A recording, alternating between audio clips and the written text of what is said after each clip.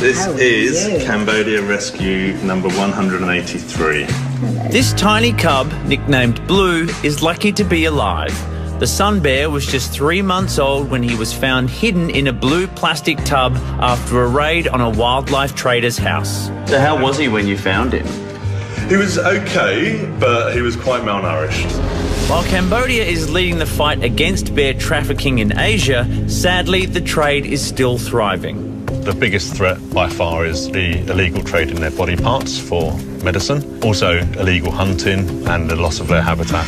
Blue is the 9th orphaned cub to arrive at Cambodia's purpose-built sanctuary this year. The ever-expanding facility now home to over 130 moon and sun bears. There's no way that his mother would have abandoned him at this age, and so the chances are that she's been killed and the hunters got a cub. Before being rescued, Blue's future was grim. He would most likely have been sold as a pet initially because he was young, and then they get too big to handle, and that's when they get sold into the medicine trade or to the restaurant trade.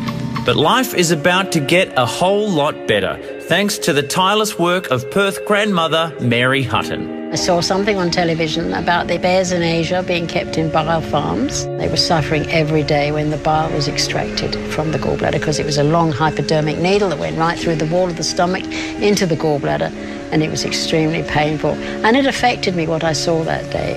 That was more than 20 years ago and the start of Mary's quest to save Asia's endangered bears. Although it's miles away, this is where the bears live and this is where they're exploited. We might be isolated, but we're not cut off to the knowledge of what happens.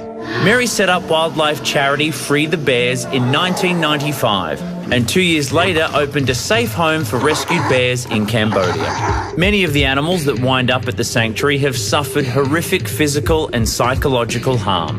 You can see the claw here is twisted over. Which if you go back to the digit, would have been a little desiccated digit. Or it's quite possible that this is where the snare wrapped around. This young moon bear cub, called GoBro, is having his first health check since rangers brought him in 3 months ago. It's likely this little fella would have ended up in a bear farm or a bile extraction facility. It costs about $3,000 a year to care for each bear, so fundraising is always on Mary's mind. GoBro doesn't know it yet, but while he's sleeping, we're using his paw prints to bring in some cash. This is for people that give to our crowd-raising campaign to build a big new bear house. That's like he's waving. A key part of the team's work here is educating the next generation about animal rights and sustainable ways to live. They're just taking a hammering in the wild, people laying snares and capturing them because they're worth a lot of money. They're worth more dead than alive. We've got the problem of the poachers yesterday, we've got it today, and we'll have it tomorrow. And all the time it's going on, we'll have to look after these bears. It's been 6 years since I first met a pair of very special bears. Safe to say Tasma's doing very well. Granted, I had snacks. But she's very content here. How's Rove doing, should I ask? He's doing really well.